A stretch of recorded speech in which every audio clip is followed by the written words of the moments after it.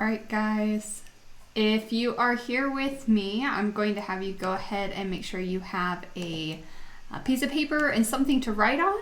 We are going to be working on these notes that I have right here. I'm going to show my face here in a second. Hi, long time no see, but make sure you have a piece of paper and a pencil. If you're lucky, you may see one of my dogs pop up in this video, but we're going to wait just a little bit to make sure you're ready. Paper, pencil, and then we'll get started on these notes, all right? We're just gonna make this a little smaller.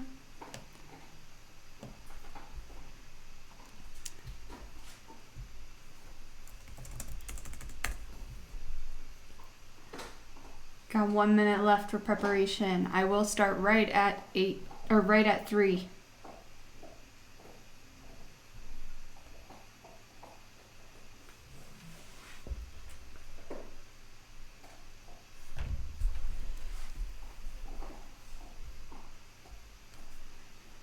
Make sure I have Desmos here.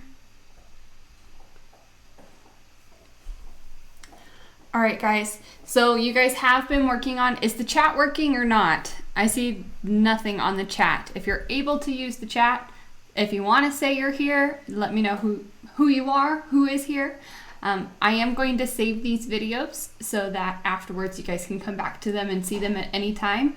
Please bear with me with the light, the camera, the video, the lagging. We'll see how it all works. This is going to be the first time doing this, and maybe next week we'll be able to do this a little bit more rather than watching the Edgenuity videos. All right, but let's go ahead and get started. The first thing, these would be your notes if we were in class, but obviously we're not. So here we go. Let's look at our try this. You guys should be able to find the greatest common factor. Now, a greatest common factor just means what number is the largest number that goes into both 10 and goes into 25. So we're looking for the factors of 10. Here, let's change the back. The factors of 10 and the factors of 25. What numbers make up 10 and what numbers make up 25, and what is the largest number that goes into both of those? So my factors of 10 are 2 and 5. 1 and 10, and my factors of 25 are 5 and 5, and 1 and 25.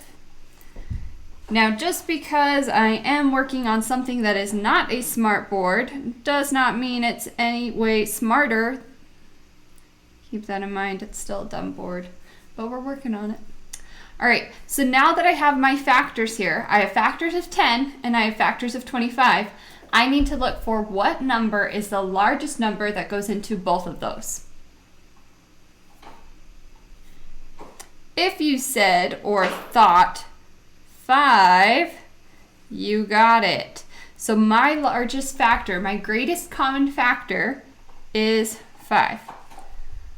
There's a shortcut to this. You guys all have Desmos, so if you have Desmos opened up already,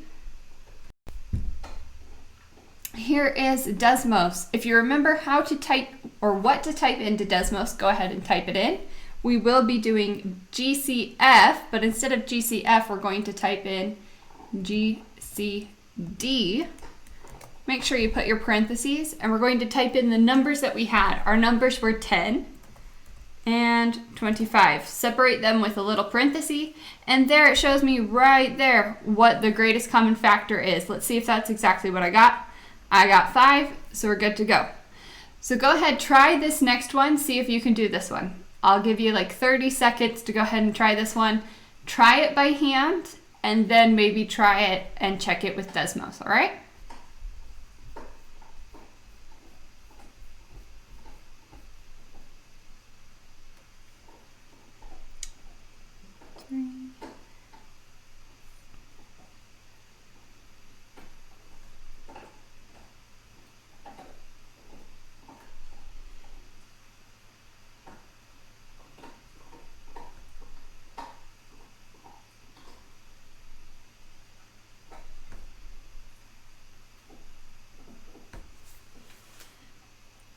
All right, so I started to list out the factors. Factors of 12, 3 and 4, 2 and 6, 1 and 12. Factors of 48, 2 and 24, 6 and 8, 12 and 4, 1 and 48. Now we're going to be looking for what is the largest number that goes into both of those. I have a 12 in both of these sets. So if I was to check on Desmos to make sure that is right, GCD, parenthesis, 12, comma, 48, 12. So I did get my GCF right. All right, but let's talk about, because your problems were much more complicated than this, right? So let's go ahead, let's take a look. We talked about GCF already. GCF is the, hopefully you said it before I even could think it or try and write it. Greatest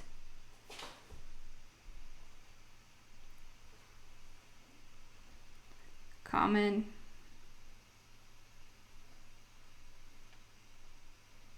factor. What that means is I'm looking for the largest number that goes into both of those numbers. So that goes into both of those. The largest one that is a factor of both of those. All right, so we've already looked at Desmos. We know how to find GCF for Desmos. We type GCD, list the numbers in parentheses, and separate them by commas. If you had your calculator, these are the steps for finding GCF with your calculator. We're going to stick with Desmos since that's what we have, or everybody has. So let's go ahead and start with a few examples. Some of these I'm probably going to skip just because this should have been the super easy stuff that we did. So let's go ahead and take a look here. I have 50 and 175. If I type that into Desmos, what is the largest number that goes into both of those?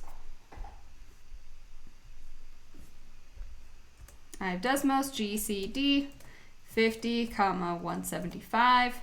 Largest number is 25.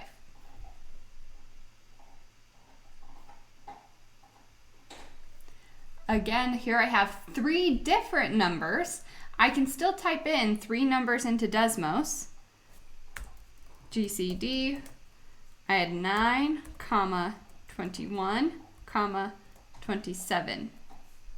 So if I look, it tells me what those numbers, or what factor is the greatest common factor for those 3, and it is 3.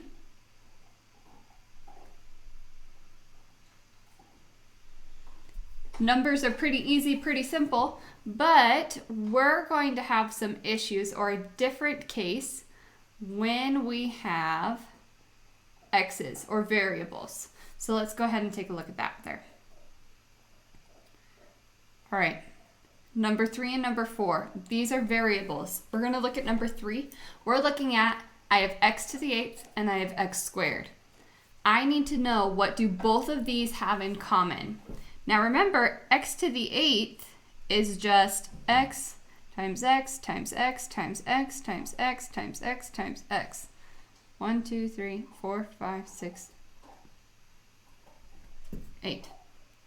And then x squared is just x.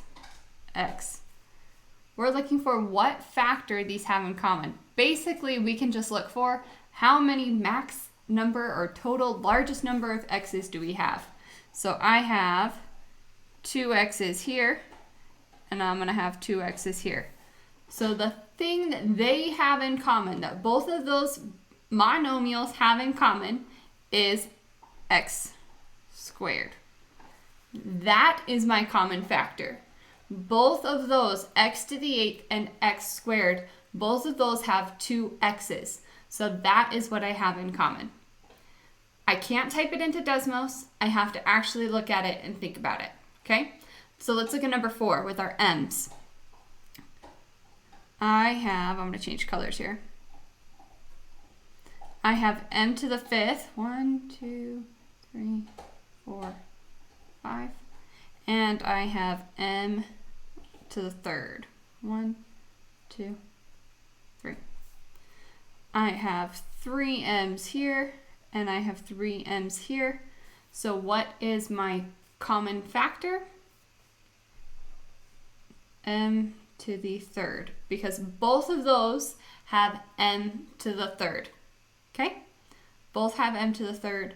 That is my common factor. All right, let's try just one more. See if you can beat me on this one. We have 3 different ones. We have a g to the 8th, g to the 3rd, and g. What do all 3 of these have in common? Have a g.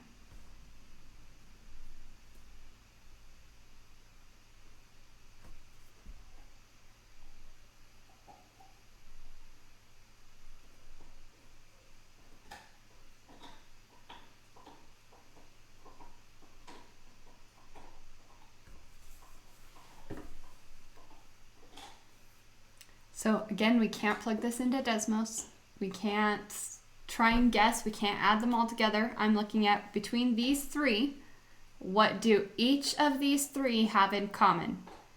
So based on what they have in common, that's how many I'm going to pull out, or that's my common factor. So each one of these has 1g. So what is my common factor for those 3 terms?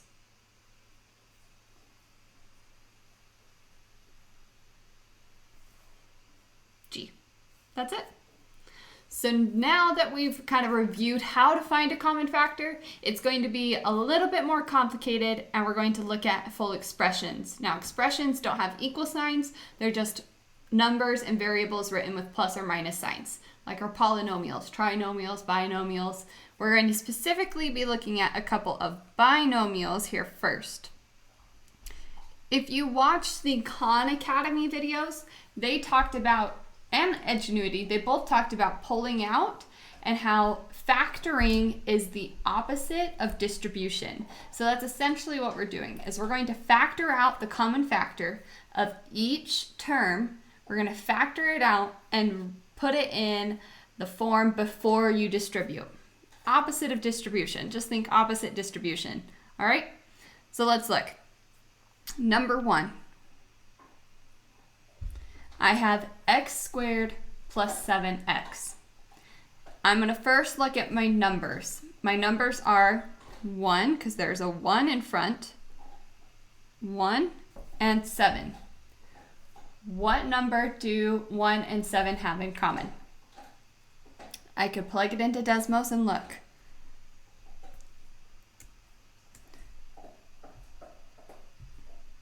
GCD 1, 7. The number they have in common is just 1, so I'm just going to write 1.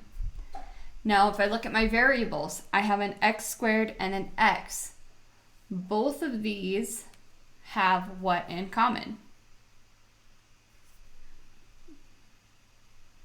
They both have an x. X squared, that means I have 2 x's, and I have 1 x over here. They both have 1 x. So now that I have my greatest common factors, 1x, I'm going to take that out of each part. So I'm going to have x squared. If I take away 1x from x squared, how much do I have left? Just x. If I take away x from 7x, what do I have left?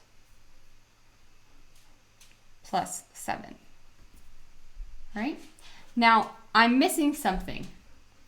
I'm missing what I took out in the very front. So I need to put that x, I divided everything, or I took out the greatest common factor of each part, and I need to put that in front.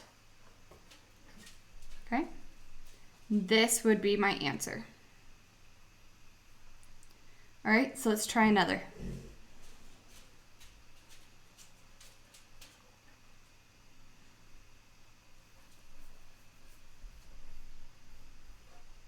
All right, so here I have c to the 6th minus 8c to the 3rd. What number do 1 and 8 have in common? They don't have anything in common, just 1. So that's the greatest common factor of my numbers. Now I got to look at my variables. What is the greatest common factor of my variables? I have c to the 6th and c to the 3rd. What do they both have in common? I have 6 c's here. I have 3 c's here. That means they both have 3 c's, so c to the 3rd. So now this is my GCF that I have here. I'm going to pull it out, and it's going to come on the outside of my parentheses.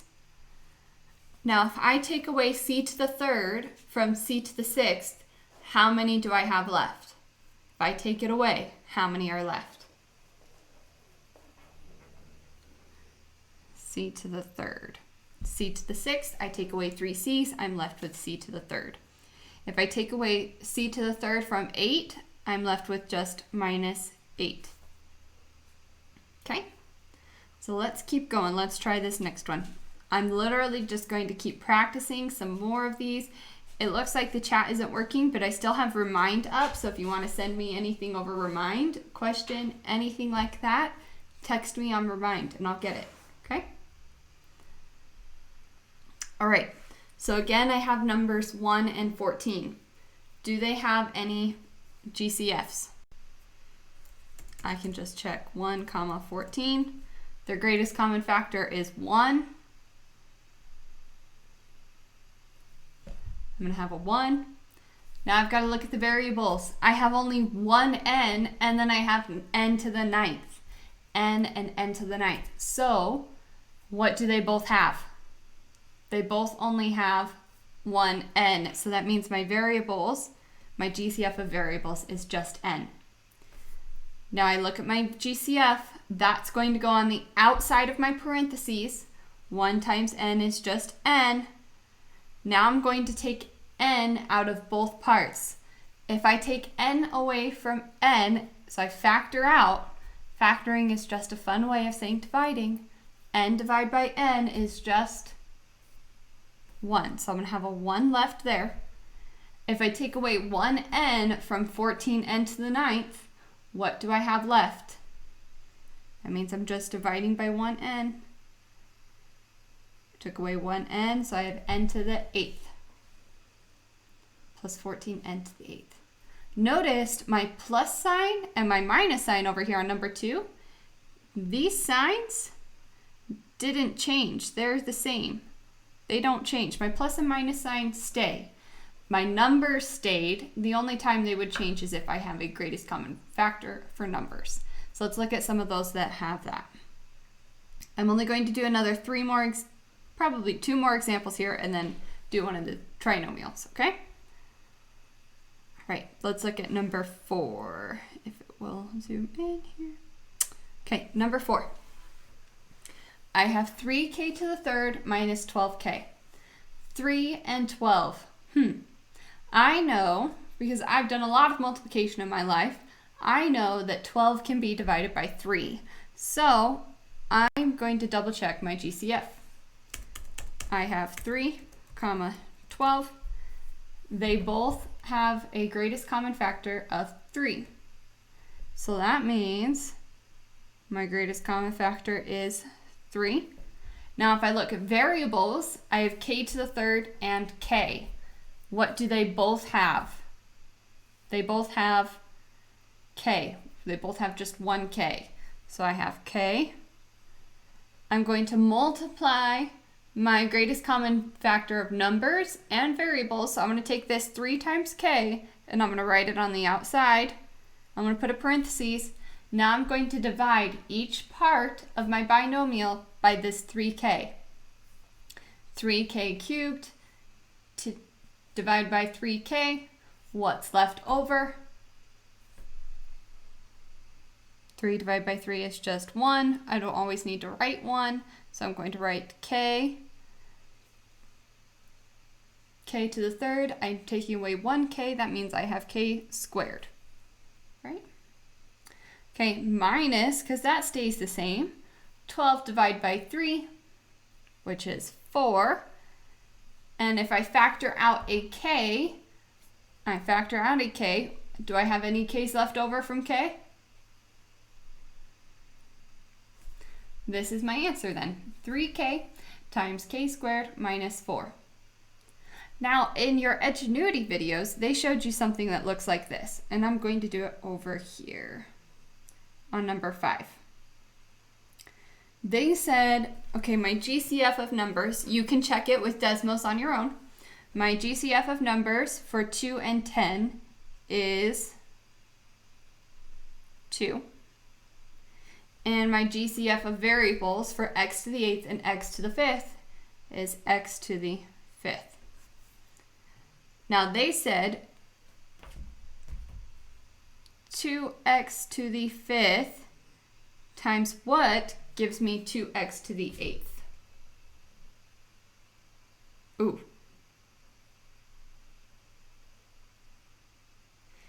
Okay, I'm going to step back before I keep going.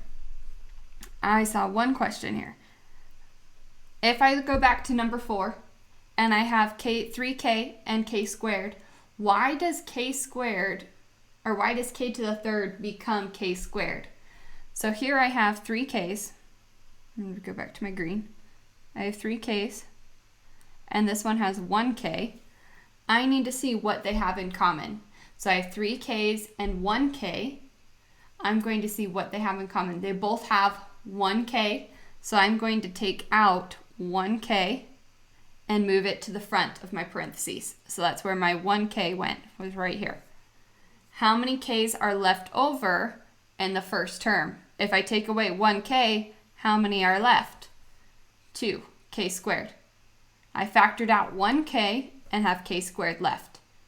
Now if I factor out 1k from the other one, I don't have any k's left. Okay? So if I go back to number 5 and look, I have x to the 8th and x to the 5th.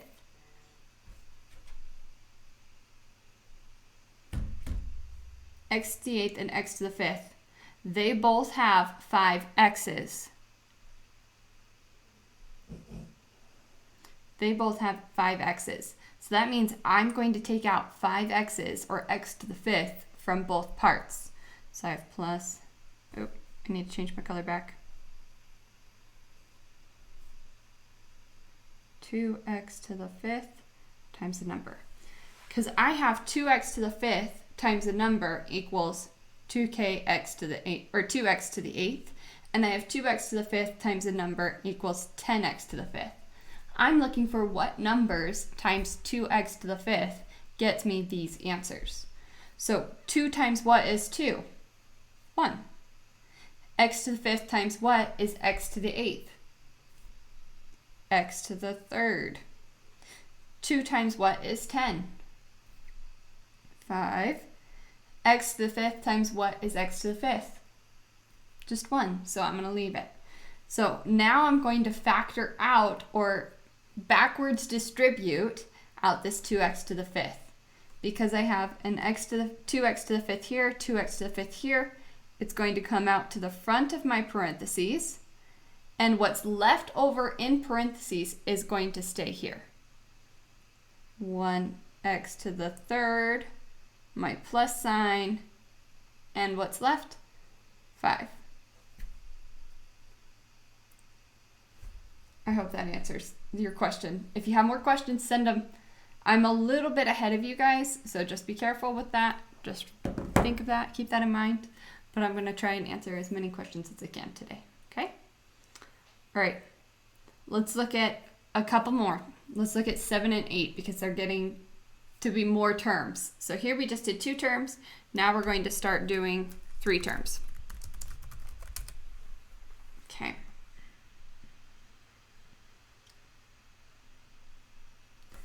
I have 4x squared minus 4x plus 4. So if I look at the GCF for all of these numbers, -4, and 4, and I look for the GCF, if I use Desmos,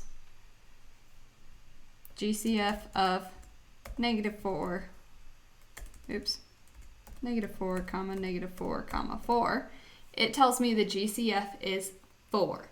So that means I'm going to be taking out, or factoring, or dividing out a 4 from each part here.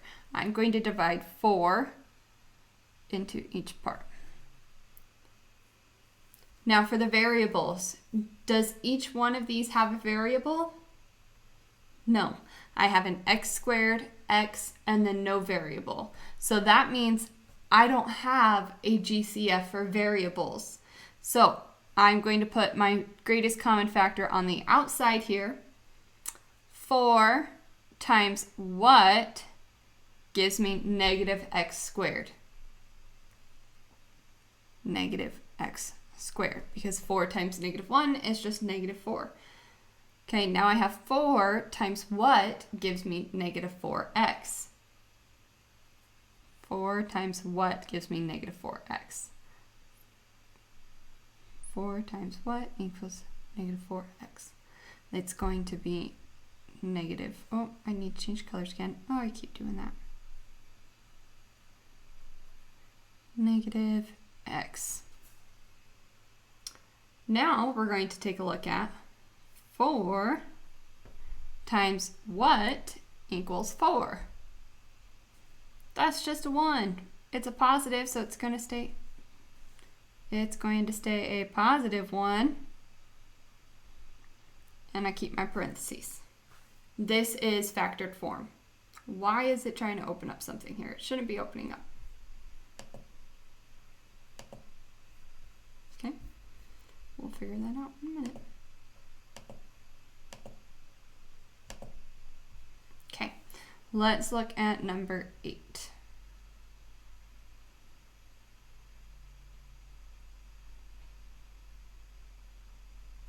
I have 6, negative 3, and 12.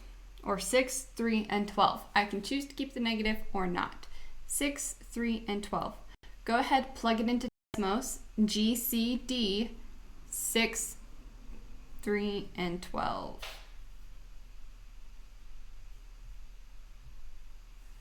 I can see we're having a problem.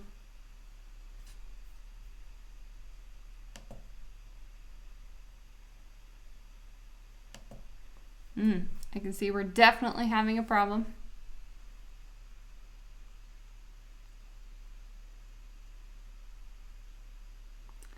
Are we good?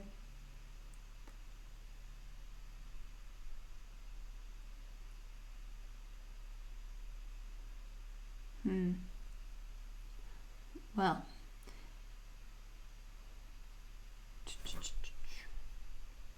it's a great freeze frame there, but we're going to keep going.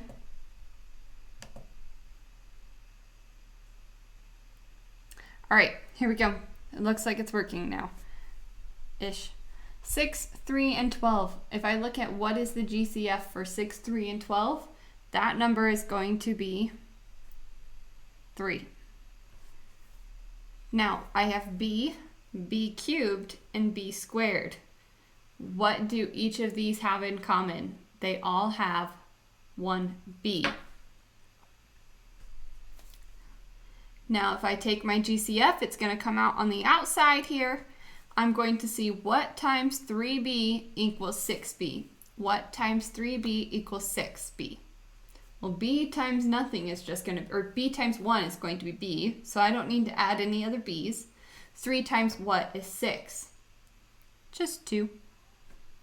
Now, 3 times what equals negative 3? Negative 1. B times what equals b cubed? B squared. 3 times what is 12? It's going to be positive 4. B times what is b squared? B. That is my answer there. Okay, I'm going to go ahead and save this for you guys. You will be able to watch this again.